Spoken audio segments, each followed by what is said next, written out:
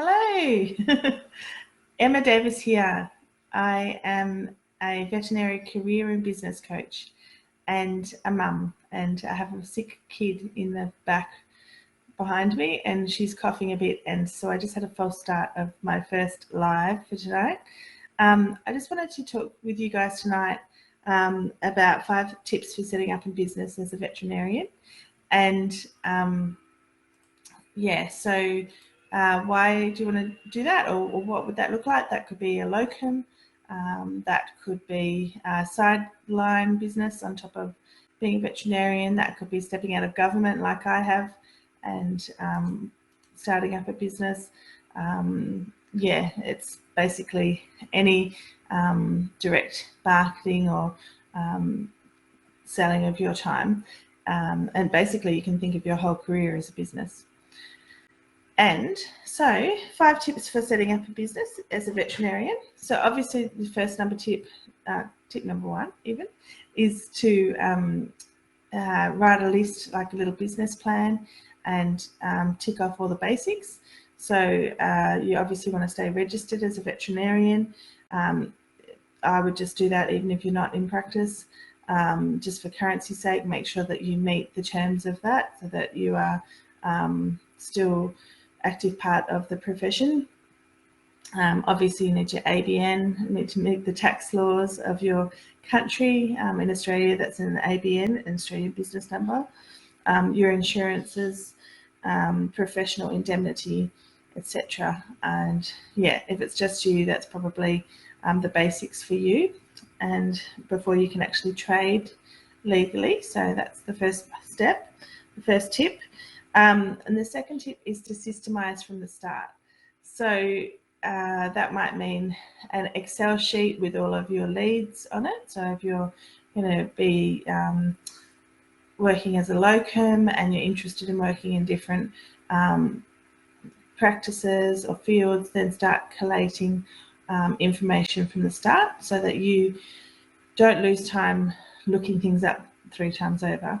You've done it once and maybe made contact with them, made a couple of notes against, the date that you did that, and a couple of notes against it, and basically capture the effort that you put in each time.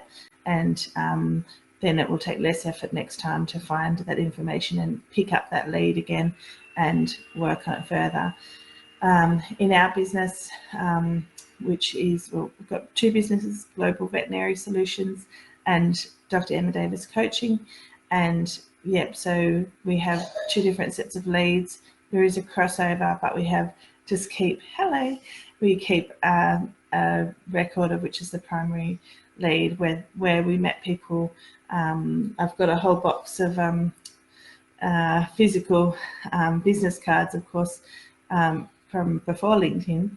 And just basically I always noted where I met them, and if I chatted with them at length, what we chatted about, because it's a great way to network and just remind yourself where you met them. And and if you want to chat to them again, then you've got a starting point for a conversation, and it's not hard at all. If you're going to take a business card or connect on LinkedIn, then you can just make a note about that, and just to prompt yourself about where you met them.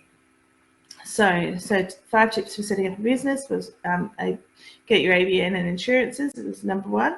Number 2 was systemize from the start. Have a think about what you're trying to build, and think about the synergy and the systems you can have in place so that you minimize lost time. Number 3 is that you are your business and reputation is everything. Okay, so there's no avoiding it in business. You are your business and reputation is everything. So what that means is that there's no delineation between work life and private life. You don't need to be as out there as I am and on Facebook all the time, but basically you don't really switch off. If you're a particular locum and you're working in a town, that basically if you're in that town while you're not working, then you're still the veterinarian, and you need to manage your reputation really carefully. and uphold your reputation, because yeah, you want to make sure that there's only good things that people can say about you, and that if anyone's talking about you, then it's all positive, and that it actually will create more work. So you are your business, and reputation is everything. So tip number 4 is for setting up a business is to focus on customer service, and always exceed the customer's experience expectation. So don't bite off more than you can chew. And I've been learning this as I go along in business. Very exuberant when I get too excited about things, and but you land in hot water if you stretch yourself too far and don't actually can't exceed the expectations. If you're not meeting them and exceeding them, then that's leaving a negative feeling with them. So you want to think very carefully about what you say yes to, and take the opportunities, but do it in a way that you know that you left the time and the energy, and you have clarity about how you're going to actually exceed the expectations. Don't let it stop you from saying yes.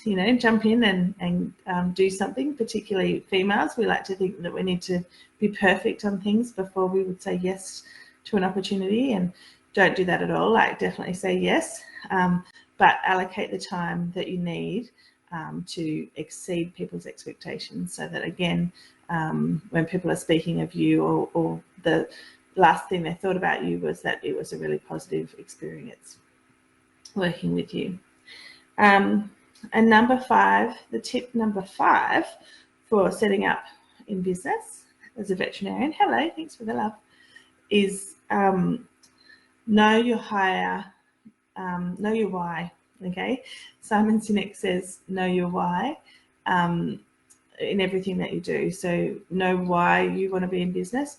Know, for me, it's about lifestyle. It's about having flexibility to be with Jasmine and get her, pick her up from school, drop her off to school, and work, late at night if I have to, but be there at those key times with her. So that's a really big why for me, is my family and Jazzy.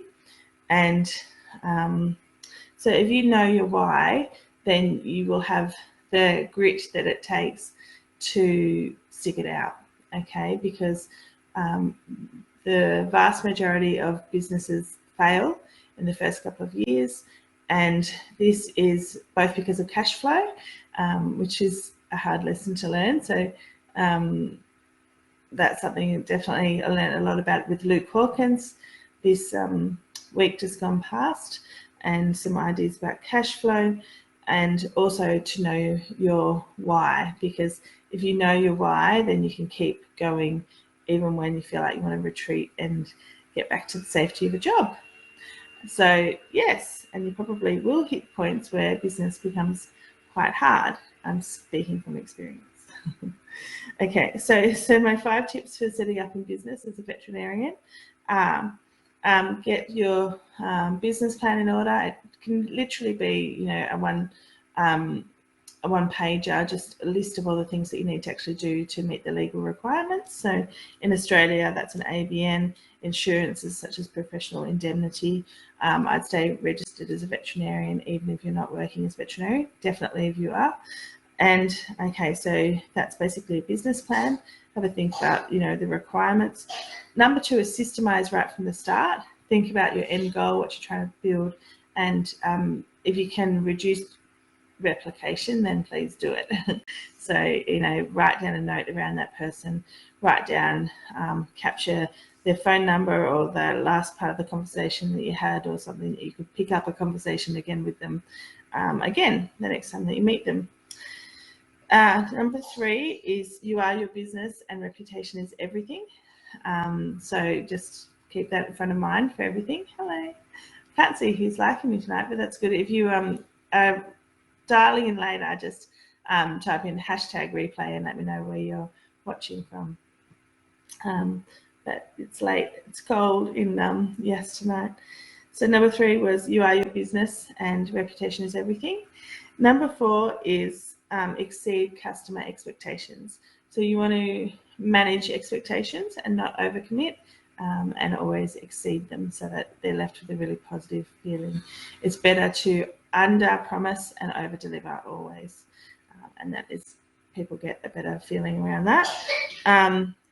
And number 5 is to know your why, and that'll help you get through the harder bits of business and just really push through. Remember why you're doing it, lean all in. If you're Tony Robbins, you'd say to burn the boats, baby. So he talks about, it's very hard to leave the safety of a job.